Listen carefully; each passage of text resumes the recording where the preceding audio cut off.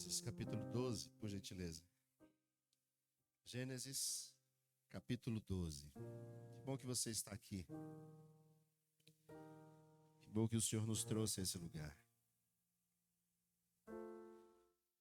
Se você pudesse tirar algo de fato da tua jornada e vida hoje, o que você tiraria?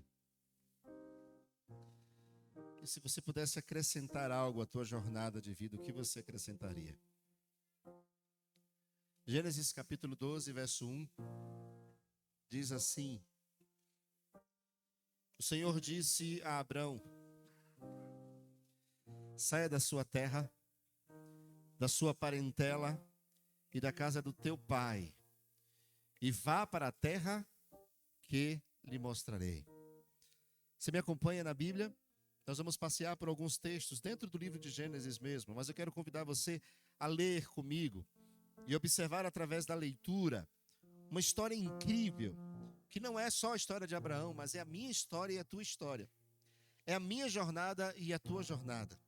Por isso eu quero convidar você a ler novamente e prestar bastante atenção nas palavras que saem dos lábios de Deus para a vida desse homem a quem chamamos de Abrão.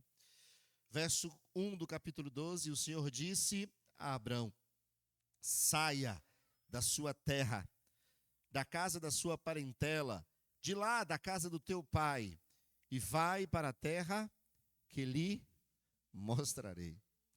A jornada de Abrão é conhecida por todos nós como a jornada de fé. E há uma razão para olharmos para este homem dessa forma. Se você pensar bem, as 3 maiores religiões do mundo têm como Abraão pai. O islamismo tem como Abraão pai tanto por DNA quanto por fé. O judaísmo tem Abraão por pai, tanto por DNA quanto por fé. E o cristianismo tem por Abraão tanto por DNA, porque muitos judeus, se não os próprios judeus, fundaram o cristianismo. E o cristianismo é fundado pelo maior de todos os judeus como homem nessa terra, a saber, Jesus Cristo. Mas também o tem por fé. Por isso o apóstolo Paulo vai dizer que todos nós somos filhos de Abraão. Por isso, nós não estamos falando apenas de uma história, mas daquele que deu origem à maior manifestação de fé que o planeta já assistiu. Mas quando olhamos para este homem, essa é uma jornada extremamente complexa e improvável. Por isso que a jornada deste homem é a minha e a tua jornada. Porque é a jornada de um Deus que chama o improvável para ser aquele que mudaria a história de como a verdade do céu é comunicada à terra e aos seres humanos. Primeiro é preciso considerar que Abraão é filho de uma família pagã e que muito provavelmente nunca tinha até aquele momento conhecido Deus como ele é.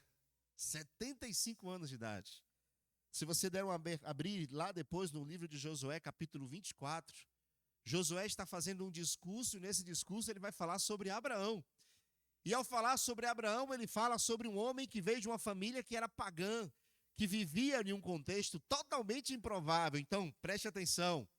Aquele a quem você chama de o pai da fé, o pai das 3 maiores religiões do planeta, aquele que Deus escolheu para comunicar a mais poderosa mensagem através de povos, é um improvável que até os 75 anos provavelmente nem conhecia a esse Deus.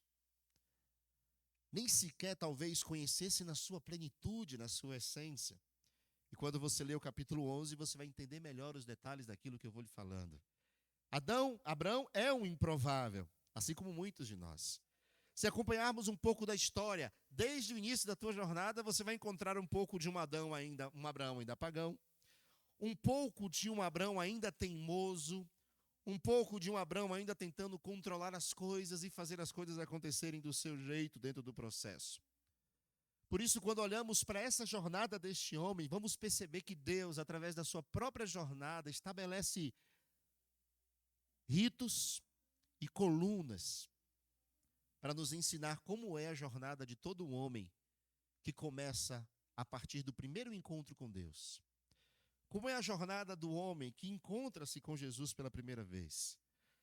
Por isso, olhando para a história de Abraão, esse homem de 75 anos, eu quero convidar você a observar o que Deus faz e como Deus constrói essa jornada. Porque com certeza a nossa memória vai a Abraão pensando em alguns momentos específicos. Por exemplo, o altar de sacrifício e a história do seu filho. Quem sabe o famoso pai da fé. Quando olhamos para este homem, nós temos momentos marcantes que vão chamar a nossa atenção e vão despertar em nós aquele sentimento de que estamos diante de um grande homem. Mas eu quero convidar você a perceber os detalhes nessa história, que são detalhes essenciais para construirmos a ideia de como Deus age na vida de um homem que não é em nada diferente de quem eu e você somos. Por isso, a jornada de Abraão é uma jornada de fé. E é uma jornada que Deus deseja construir com cada um de nós. Primeiro, você começa com um texto onde Deus faz um convite para um homem que até então não lhe conhecia. E esse convite está acompanhado de uma promessa. E essa promessa chega aos ouvidos de Abraão com 75 anos de idade, como eu já disse para vocês. E o texto diz assim: Abraão, sai dessa terra que você está e vai para um lugar que eu lhe mostrarei.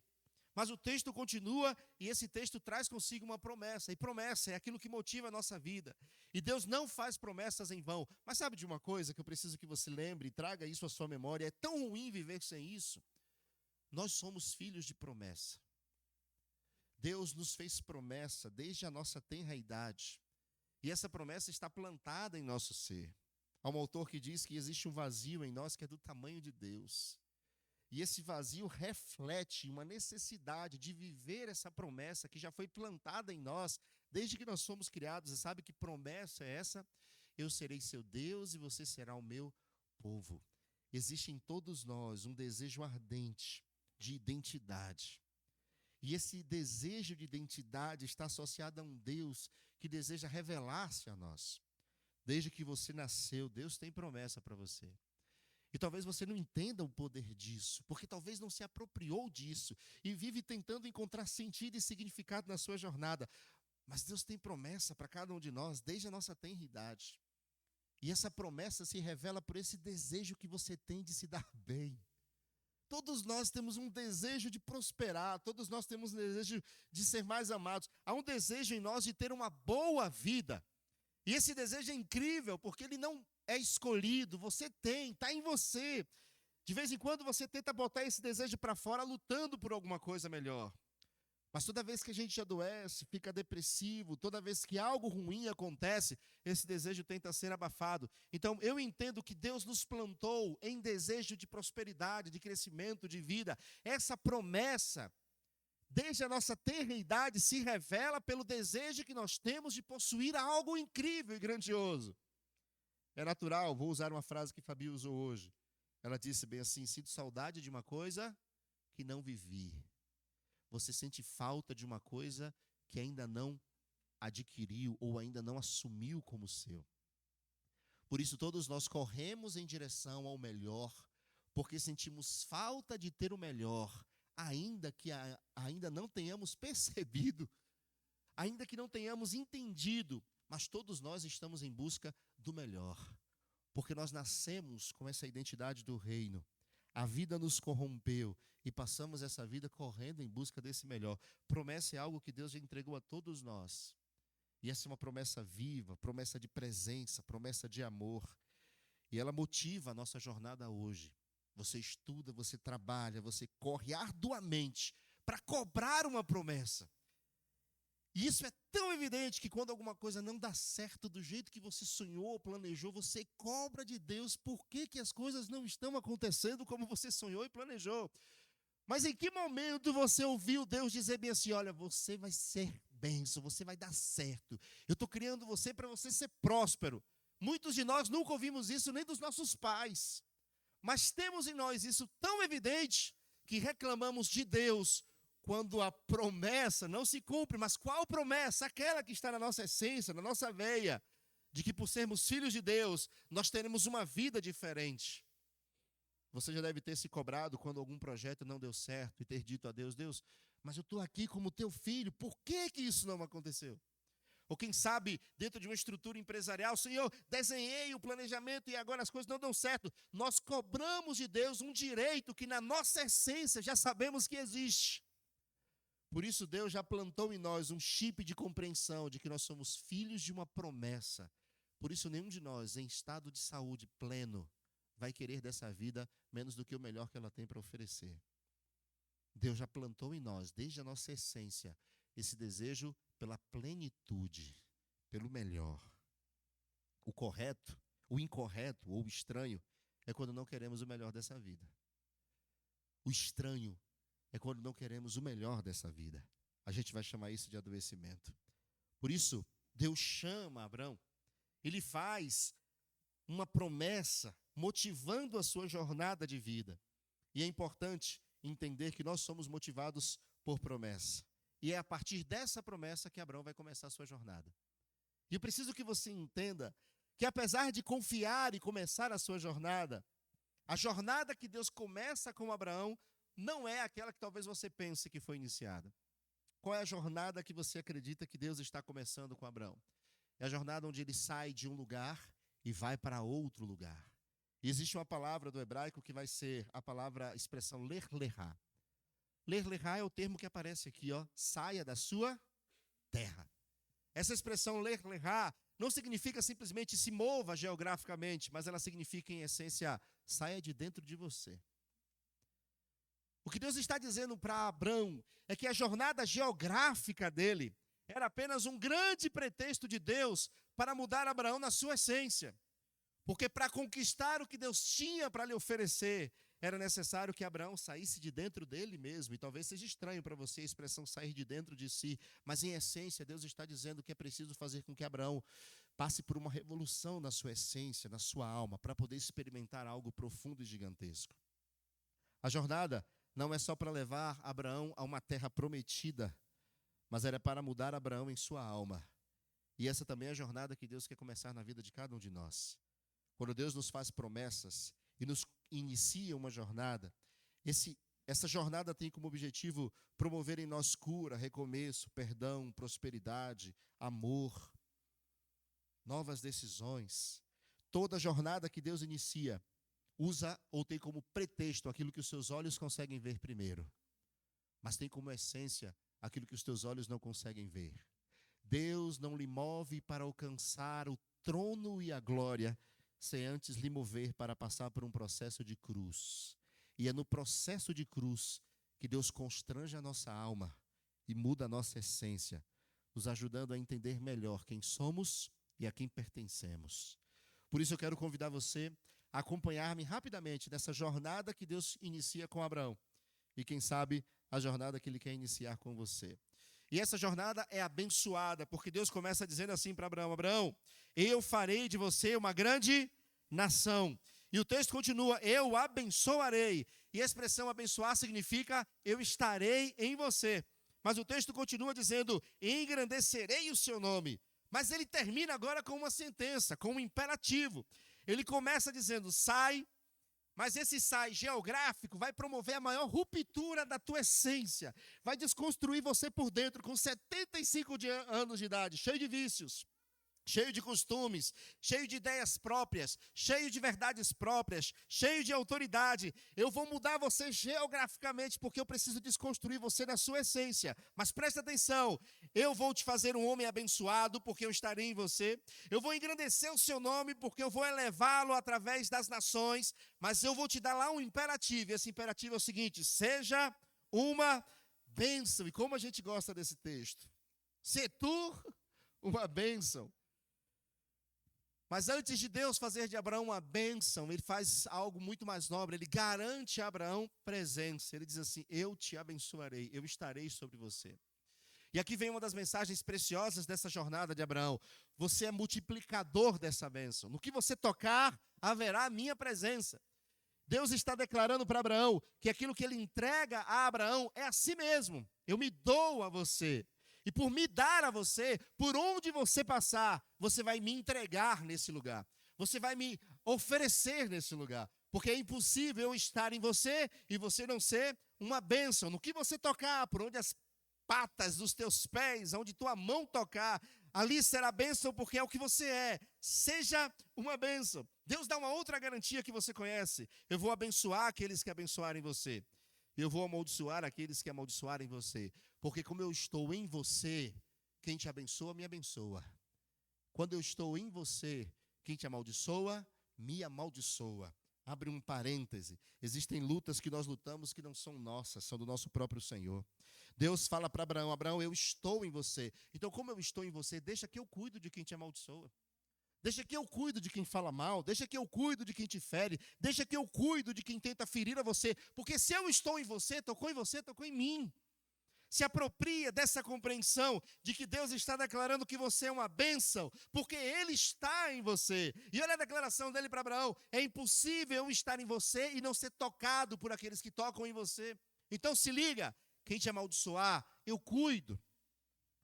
Existem pessoas que talvez sejam inimigos ferrenhos da tua jornada. Existem pessoas que talvez sejam inimigos astutos da tua jornada. Pessoas que o diabo levanta para poder comprometer a tua jornada, te fazer desistir na sua jornada, te fazer sentir-se limitado na sua jornada. E você muitas vezes, sem entender que Deus habita em você e que Deus cuida daquilo que envolve você, você acaba ficando desesperado quando pessoas tentam afligir você, tentam agredir você. E eu vou usar uma expressão bem simples, mas extremamente significativa para mim. Ou você assume ou você some. Porque não dá para ser sem aceitar ser. Deus deixou bem claro para Abraão: você é uma bênção, mas ou você assume isso, ou isso não vai fazer sentido na sua vida. Ou você aceita esse poder manifesto, ou isso não vai fazer sentido. É como o filho que tem pai e está apanhando na rua e volta para casa e não quer contar para o pai porque apanhou. Porque tem medo de como o pai vai reagir à surra que tomou.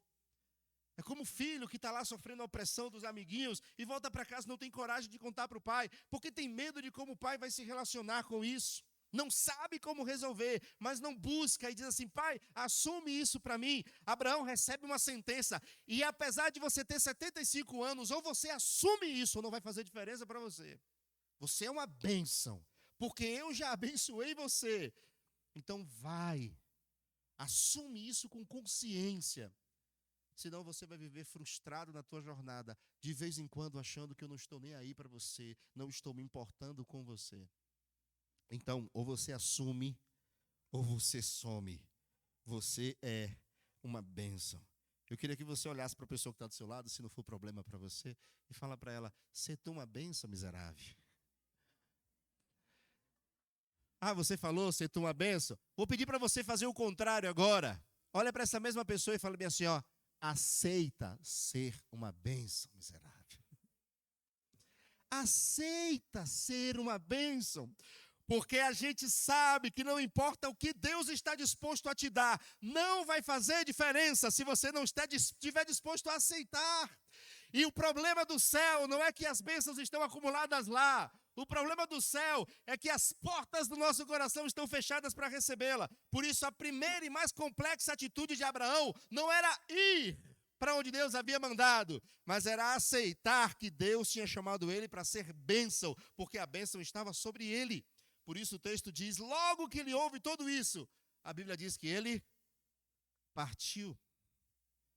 E é necessário que a gente tenha coragem de partir em direção aos objetivos que Deus tem traçado em nossa vida. Porque ou a gente aceita que Deus já nos abençoou, ou a gente vive na dúvida de que o nosso Pai cuida da gente. Ou a gente vive frustrado achando que Deus não se importa. Ou a gente vive incerto na incerteza de que Deus está agindo a partir da nossa vida. Ele já definiu que você é uma bênção. Aceita e segue. Mas e por que então tem gente me maltratando? Deixa que Ele cuida. Porque tem miserável que está me roubando? Deixa que Ele cuida. Porque tem processos que não estão prosperando? Confia e deixa Ele cuidar. Porque Deus não está movendo você geograficamente à toa. Ele está movendo você geograficamente, porque Ele precisa mover a maior barreira que está na tua alma, que é a incerteza, a insegurança, a desconfiança. São 75 anos acostumados a ser você. E de repente vem alguém e diz: deixa eu cuidar de você. Ele sabe o quanto isso é árduo e quanto isso é duro. Mas hoje é tempo de você entender e aceitar que você é, porque Deus escolheu assim. Ah, mas minha mãe no passado dizia que eu era uma vadia. Problema dela, Deus escolheu assim. Mas as pessoas dizem que eu não sou digno da bênção e do cuidado de Deus. Problema delas, Deus escolheu você assim. Ele pegou um improvável, um pagão, com 75 anos de idade, para poder dizer que é através da tua vida que eu vou mudar a história do mundo. Não importa, mas o que é que eu vou fazer? Apenas aceita que você é bênção. Eu estou gastando esse tempo, porque a coisa mais difícil na vida é aceitar ser abençoado. Você sabe o quanto é difícil aceitar ser abençoado? E sabe quando é que você sabe o quanto é difícil aceitar ser abençoado? É quando você aceita naturalmente quando algo ruim acontece. Porque você diz assim, mas eu também fiz tanta merda. Eu merecia. É quando você se incomoda quando Deus começa a fazer as coisas ficarem boas. E a frase que sai da sua boca é assim, estou achando até estranho. Eu estou achando até estranho porque tá bom demais. Eu estou achando até estranho porque tem tanta coisa abençoando, tem tanta coisa acontecendo que eu já estou imaginando a hora que vai dar tudo errado de novo. É muito difícil aceitar ser bênção, porque a decisão de aceitar está muito associada ao nosso olhar para nós mesmos. Mas o que Deus chamou Abraão para ser tinha muito mais a ver com quem Deus era do que quem Abraão era. Se por acaso sair Adão, você sabe que eu estou falando de Abraão. Abraão partiu. E aqui começa uma jornada absurda. Eu quero que você abra Gênesis mesmo, capítulo 12, verso 7. O texto diz que ele partiu. Só que ele não partiu só, ele partiu como o Senhor lhe havia ordenado. E Ló foi com ele. Ele tinha 75 anos quando saiu de Harã. Abraão levou consigo mulher, Sarai, tá certo? Não podia deixar a mulher para trás, né? Levou consigo o quê? Sobrinho Ló, tá certo? Você vai saber depois se ele deveria ou não ter levado Ló. Ele também levou aquilo que ele tinha, as pessoas que havia adquirido, os bens que havia adquirido, e partiram para a terra de Canaã. E lá chegaram. Abraão atravessou a terra de Siquém, até o carvalho de Moré. E nesse tempo, os cananeus habitavam essa terra. Então, no verso 7, o Senhor apareceu a Abraão e lhe disse o quê? Darei esta terra à sua descendência. Aí Abraão vai fazer o que eu fazia a maior parte da minha vida, mas eu não mereço. Senhor, é muita coisa para mim. Você estranha quando coisas boas acontecem? Você fica incomodado quando as pessoas querem presentear você? Você fica todo sem jeito quando alguém quer honrar você? Existe um desafio aqui. E esse desafio está na maneira como você se vê. E eu reconheço, quando nós olhamos para nós mesmos, a gente se incomoda com o que vê. Mas a bênção do céu não tem a ver com quem você é, mas tem a ver com Deus que decidiu abençoar você. O problema é dele e do que ele decidiu fazer. Goste quem gostar. Incomode-se quem se incomodar. Alguém me procurou há um tempo atrás e falou bem assim, você não fica incomodado porque eu estou revoltado. E eu perguntei por quê. Porque alguém que fez tanto mal a você e também fez mal a mim, tu acredita que essa pessoa está prosperando? Tu acredita que essa pessoa está se dando bem?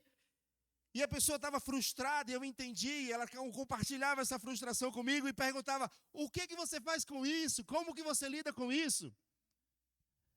Eu disse, simples. Simples. O que é que eu posso fazer se Deus escolheu abençoá-lo? A graça não é justamente um Deus que dá a pessoas que não merecem coisas muito maiores do que elas merecem? O que é que eu vou fazer se Deus escolheu manifestar a graça na vida de uma pessoa que eu não gosto, ou que nesse momento me incomoda? Se eu não estou pronto para aceitar que Deus pode manifestar a graça dele na vida de quem eu não gosto, eu não estarei pronto para ver a graça dele manifesta na minha vida quando ela acontecer. Sabe pessoas que você se incomoda por estarem prosperando? Isso é graça. É alguém que me fez sofrer, está indo bem. Se a gente não está pronto para lidar com a manifestação da graça na vida do outro, dificilmente, quando ela chegar à nossa porta, a gente vai aceitar. Sabe a pessoa que ele traiu e que Deus, de certa forma, permitiu que ela prosperasse? Não se irrite, não. Isso é graça. Sabe a pessoa que ele fez mal e, de certa forma, está prosperando? Não se irrite, não. Isso é graça. O que eu disse para esse meu amigo, nós não estamos prontos para conversar sobre graça. Porque ela vai no âmago da nossa alma. Porque é ruim demais ver a graça manifestada na vida de quem nos fez mal, de quem nos feriu.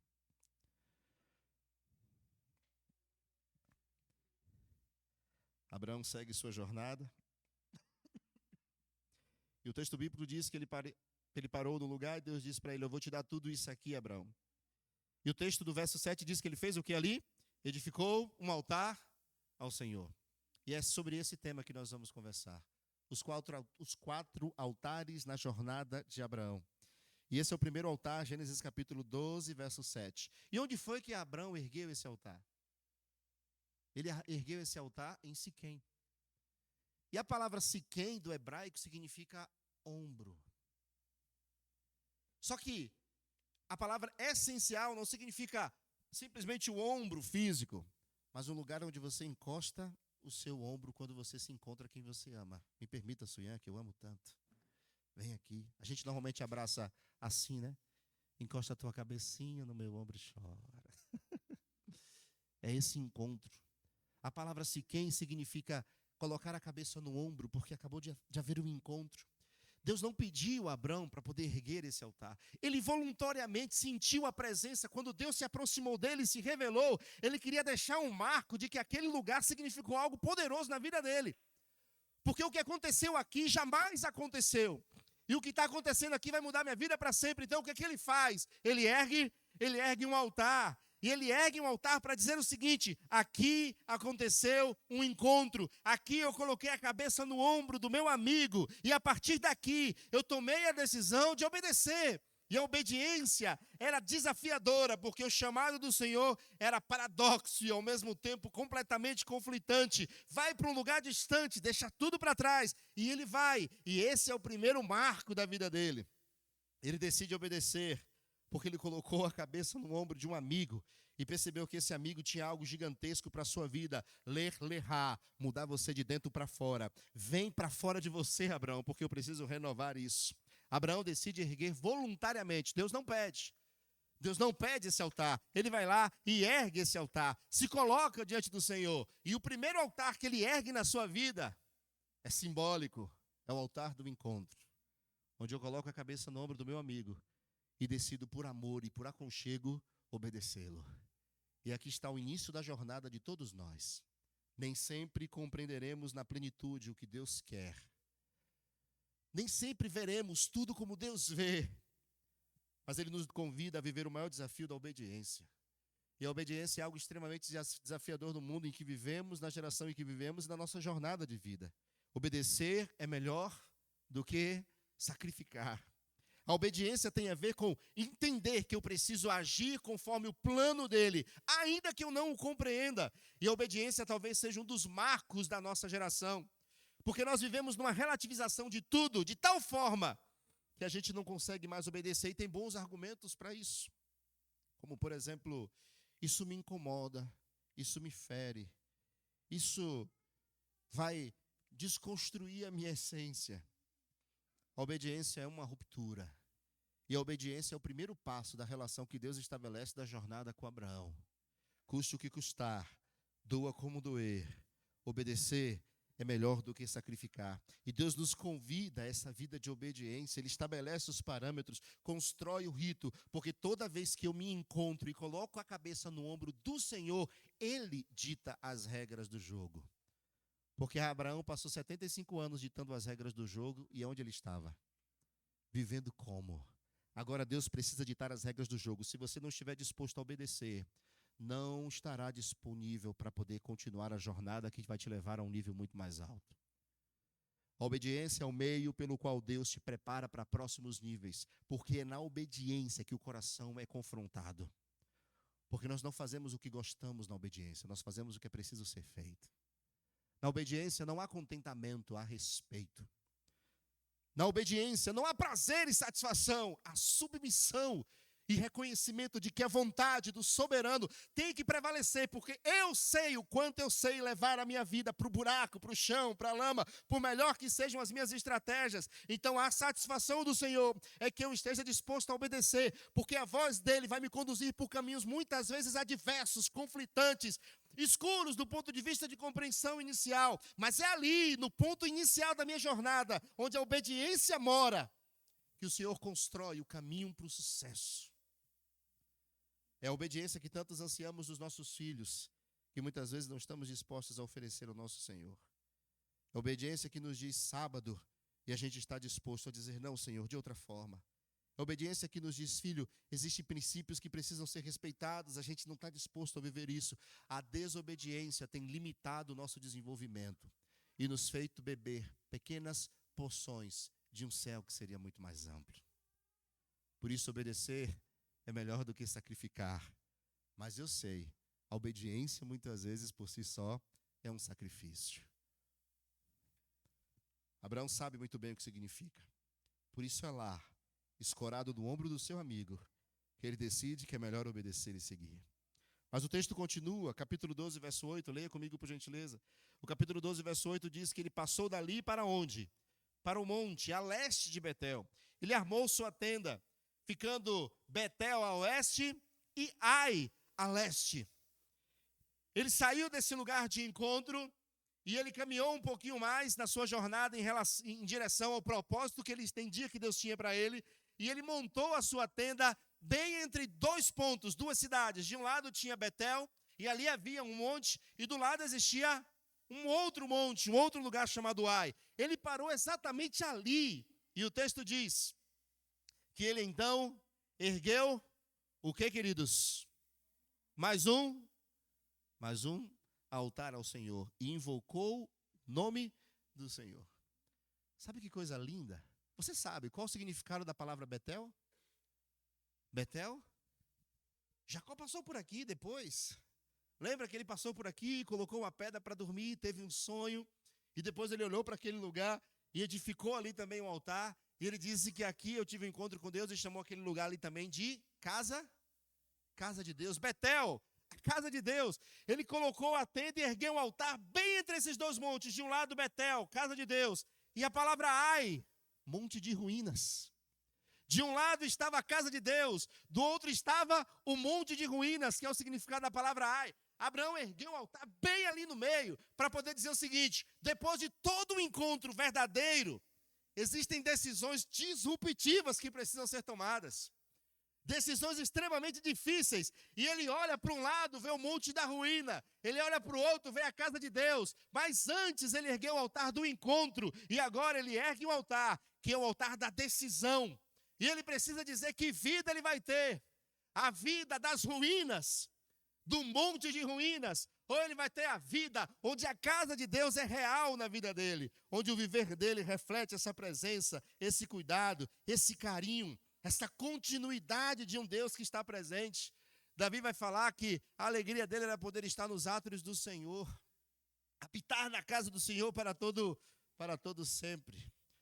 Queridos, por mais incrível que seja o teu encontro com Deus, quando você sair daquela manifestação poderosa, você vai olhar para a tua vida e vai perceber que existe um padrão de vida de ruínas, ou um padrão de vida onde a casa de Deus é a tua morada.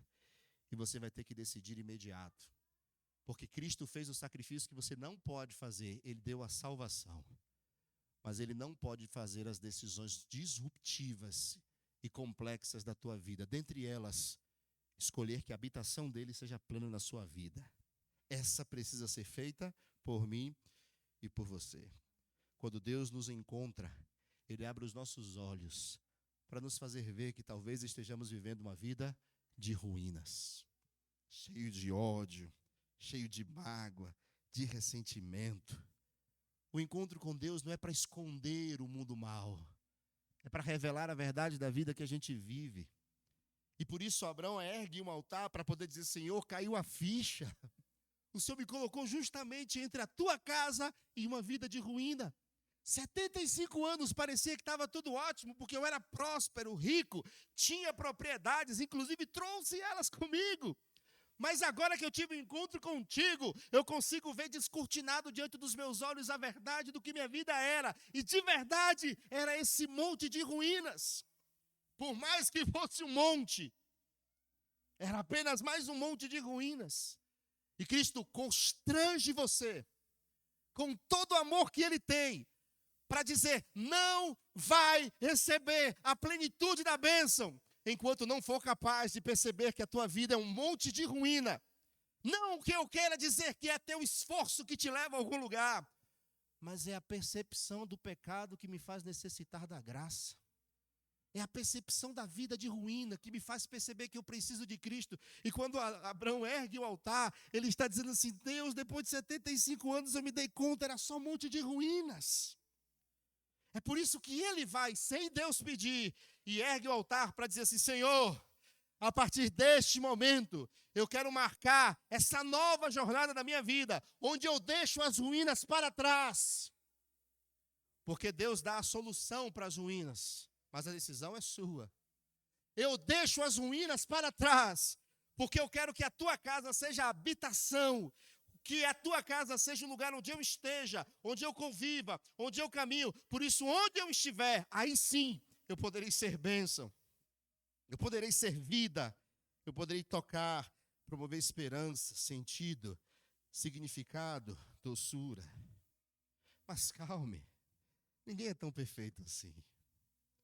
Abraão passa a ter consciência, mas não significa que depois de 75 anos ele sai de lá e já fica tudo de boa.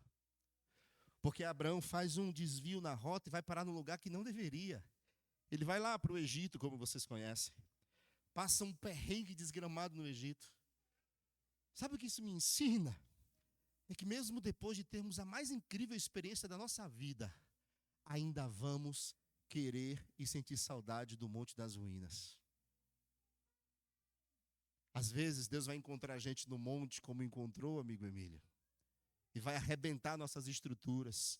Vai fazer a gente ver um monte de ruína que a gente vivia, emocional, psicológica, comportamental.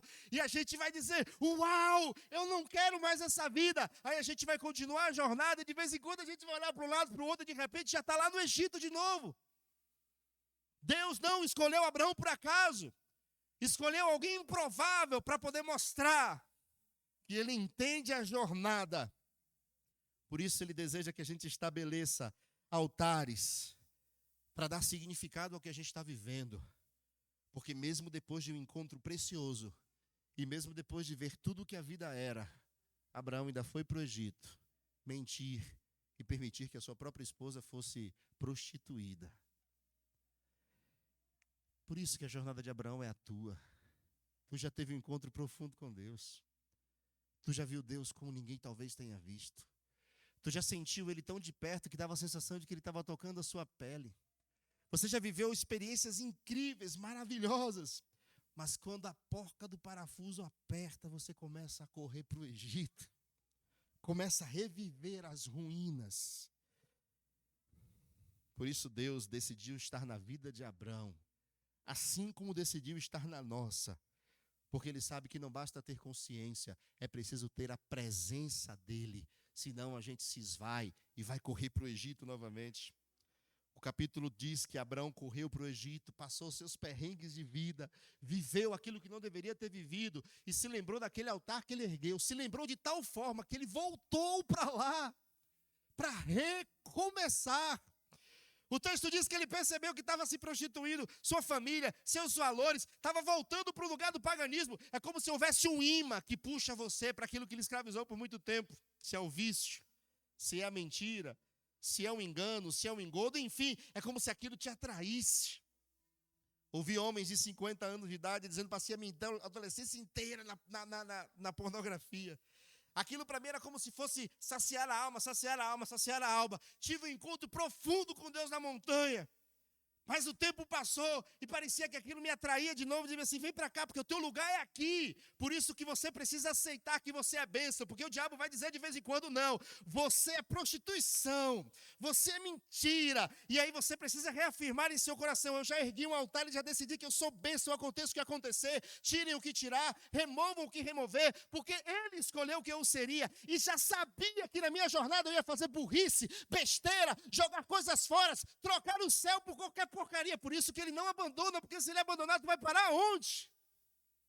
Para onde é que a gente vai? Deus vai atrás de Abraão no Egito, porque ele decidiu que estaria com Abraão. E quando Deus põe a bênção, é ele que decide quando tirar, ninguém mais.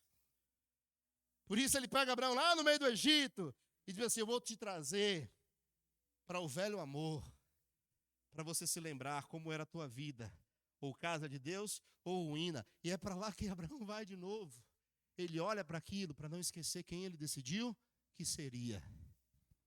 E dali para frente, a jornada se torna diferente. Eu sei que depois de um encontro fantástico com Deus, a última coisa que você quer é voltar para o Egito ou viver os montes de ruína. Nem Deus quer isso. Mas se você está assim, ele está colado em você. Porque o diabo pode dizer que já foi, mas é ele que define quando a história acaba. E até onde eu vi, ele não desiste fácil. Abraão volta para lá. Reconcilia-se com Deus. Ergue a sua cabeça depois de contemplar aquele segundo altar. E diz: Senhor, obrigado por reajustar meu foco mais uma vez. E segue a jornada em direção à promessa. Capítulo 13, verso 18, é o terceiro altar que ele vai erguer. E esse terceiro altar é duro demais. Muito duro. Capítulo 13, verso 18. O texto diz que Abraão, mudando as suas tendas, foi morar nos cavalhais de Manre, que estão juntos a Hebrom. E ali edificou um altar ao Senhor. Presta atenção, porque isso aqui, eu só separei esse pedaço do texto, mas o que tem daqui para trás é incômodo. Porque o texto diz que Abraão começou a brigar. Tem problema com quem? Com quem? Com quem? Adivinha com quem que ele começou a ter problema? Quem é? Qual o nome desse sobrinho lindo e maravilhoso? Eu lhe pergunto, Deus pediu a Abraão para levar Ló. Deus disse a Abraão: vai, sai da casa da tua parentela, deixa todo mundo lá. Sabe por quê? Porque existe em você uma disposição para viver algo que não existe nos outros. E eu preciso fazer em você algo que, se os outros estiverem presentes, vai impedir de acontecer. E Abraão simplesmente levou o sobrinho. Se você olhar o texto do capítulo 12, do capítulo 11, você vai descobrir que o pai do sobrinho dele, naturalmente o irmão de Abraão, morre. Então o pai de Abraão, Terá, pega esse sobrinho e cria como se fosse irmão de Abraão. Então Abraão se sente na obrigação de levar, não sei.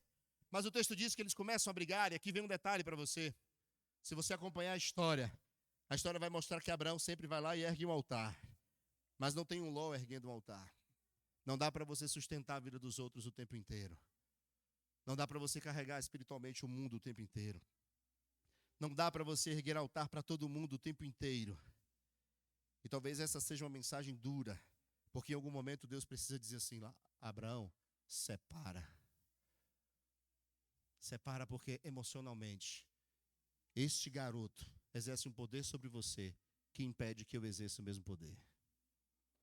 Existem lós que nós carregamos na nossa vida, que a gente leva para onde vai, mesmo Deus tendo dito isso não presta para você. Isso é uma tragédia para a sua vida. Isso está impedindo você de crescer. Isso está impedindo você de desenvolver. Quais são os lós que nós carregamos e abraçamos e amamos como se fosse o nosso maior presente? Deus fala assim: arranca da tua vida, Abraão. Porque existe uma jornada que você precisa viver. E como Deus, eu entendo que Ele está impedindo você de viver essa jornada plena. E a maior prova das desconexões é quando Abraão, entendendo isso, fala assim: ei, escolhe para onde você quiser ir. Para onde você quer ir, que eu vou para o outro lado. Quem não ergue altar, não constrói intimidade. Abraão teve um encontro. Abraão percebeu a vida torta. Então Abraão desenvolve intimidade porque ele percebe que não dá para decidir numa vida tão complexa apenas com os olhos naturais. Se você ler o texto, a primeira coisa que Ló faz é o seguinte: Abraão, Ló, para onde você for, eu vou para o sentido oposto. Escolhe. O texto diz que Ló fez assim, ó, ergueu a cabeça e começou a escolher por vista. Porque quando você não ergue altar, você não desenvolve intimidade. Quando você não desenvolve intimidade, você não consegue desenvolver percepção espiritual auditiva. Então, quando você precisa escolher, a promessa de Isaías não se cumpre. Ouvirei a minha voz atrás do seu ouvido, dizendo: eis o caminho, andai por ele. Você vai escolher por vista. Você vai precisar levantar a cabeça e fazer conta matemática para dizer para que direção você vai. E foi justamente o que Ló fez. Mas Paulo diz: nós não vivemos por vista, nós vivemos por fé. Mas fé não é uma energia, fé é fruto de relacionamento. Então Abraão diz: fica tranquilo, porque eu sei que para onde você for, Deus vai direcionar para onde eu tenho que ir. E aparentemente você sabe a história. Ló escolheu por vista, foi para onde não deveria. Viu as filhas se prostituindo, foi viver num lugar que quase foi morto, viu a mulher virar uma estátua de sal, e depois foi pai dos filhos das próprias filhas, porque ele as engravidou. Quando a gente não ergue altar, a gente não constrói intimidade. Quando a gente não constrói intimidade, não desenvolve sensibilidade. E na falta de sensibilidade, Deus grita e a gente não ouve. Por isso Deus manda Ló erguer. Abraão vai lá e decide erguer esse outro altar. Porque era mais um momento ruptivo. E esse altar foi erguido em Hebrom. E sabe o que a palavra Hebrom significa? Significa confederação. E você sabe o que é uma confederação? É quando várias partes se unem para fazer um só. Quando o Ló da vida de Abraão sai, Deus se torna um só com ele. Quando o Ló da tua vida for retirado, Deus se tornará um só com você. 10 segundos. Quais são os Lós que você precisa ter coragem de remover da tua história?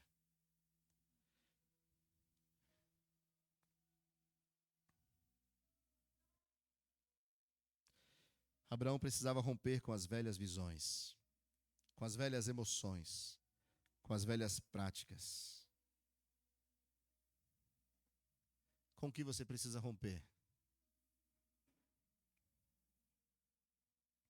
Estou sendo claro? Falar igual o Sani, vocês estão aqui comigo? Vocês me entregaram o púlpito 11h40. Eu me entreguei o púlpito 11h40, então estamos acabando. Esse foi o terceiro altar, voluntariamente erguido por Abraão. A história de Abraão se resume nesses 3 altares erguidos. É no altar que nós encontramos reconciliação. É no altar que nós percebemos a nossa fragilidade de vida. É no altar que Deus nos traz para recomeçar.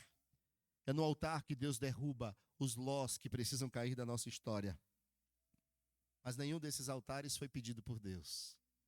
Abraão voluntariamente percebeu que estava vivendo essa experiência e precisava definir isso como um novo marco. Quando algo ruptivo acontece na sua vida, seguindo o princípio de Abraão, erga altar. Erga altar. Eu voltei do legendário envergonhado e constrangido. Preciso erguer um altar. E sabe qual foi o altar que eu ergui? Cheguei em minha casa, me ajoelhei aos pés da minha esposa e chorei nos pés dela. Chorei, confessei, fiz promessas. E eu fiz isso porque eu precisava marcar aquele momento como o momento da virada da minha vida. E naquele lugar, colinho dela, eu erguei o meu altar de renovação, de recomeço, de nova história.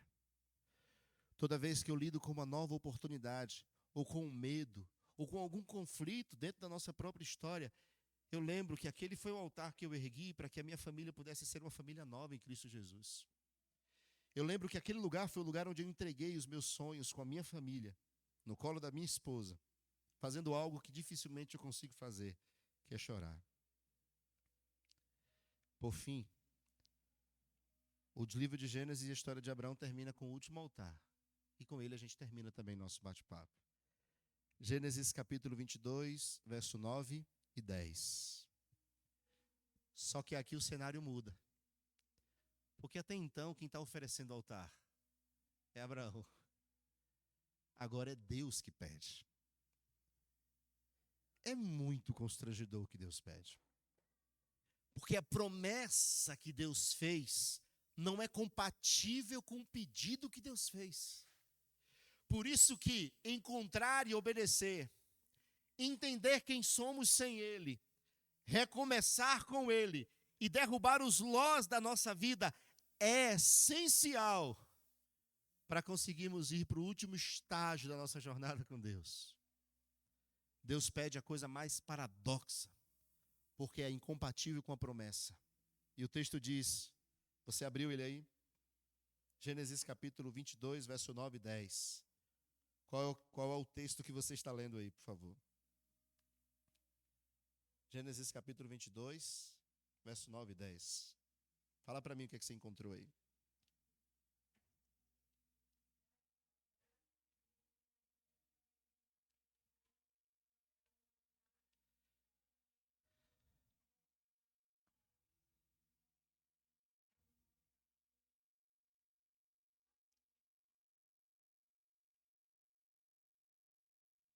Muito bem. Mas se você ler o verso 22, capítulo 22, verso 1 em diante, Deus fala assim: Abraão, eu quero que você vá no monte. E qual monte? E você sabe o significado desse monte? Monte da provisão. Jeová Jireh, o monte da provisão, o Deus que provê. Quando Deus fala com Abraão, aquilo é um choque. Mas eu preciso lembrá-lo de uma coisa muito difícil. Por que Deus faz pedidos assim? Mas antes de dizer por que Deus faz pedidos assim, eu preciso lhe dizer por que homens conseguem atender pedidos assim. Não existe coroa, querido, sem cruz. Desculpe lhe dizer isso. Não existe coroa sem cruz. Aí você vai me dizer, mas Jesus já carregou a minha cruz. Carregou. Mas é porque para a gente obedecer é tão difícil que a obediência vira uma cruz para a gente. E é nesse sentido que eu estou dizendo, não existe coroa sem cruz. Porque obedecer para nós, que nos tornamos tão independentes e autossuficientes, às vezes parece um grande sacrifício. Se você ler o capítulo 21, não leia agora, mas guarde isso. A Bíblia diz que a grande promessa de Deus para Abraão se cumpre. Que promessa é essa? Isaac. Preste atenção. Toda vez que Deus se encontrou com Abraão e lhe fez uma promessa ou fez algo ruptivo na sua vida, ele foi lá e ergueu um altar. Deus falou com ele de novo, ele foi lá e ergueu um altar. Deus falou com ele de novo, foi lá e ergueu um altar. O que eu faria se essa promessa se cumprisse? O que eu e você faríamos se a promessa se cumprisse? A gente ergueria, sei lá, 300 altares. Porque se só receber a promessa e viver a transição de mudança da alma me fazia erguer altares, receber a promessa me faria erguer muito mais altares. Mas não. Abraão fez festa. Reuniu a família e disse, vamos celebrar e vamos fazer festa. Porque o meu filho nasceu. Preste atenção numa coisa. Nunca ame mais a promessa do que aquele que a fez. Vou repetir isso para você. A promessa não pode ser mais amada do que aquele que a fez. Vou falar de outra forma para você. A promessa não é mais importante do que aquele que a fez. A promessa, quando é o centro da nossa vida, ela nos leva até ali. Mas quando aquele que prometeu é o centro da nossa vida, a promessa nunca será destruída. Nunca será acabada.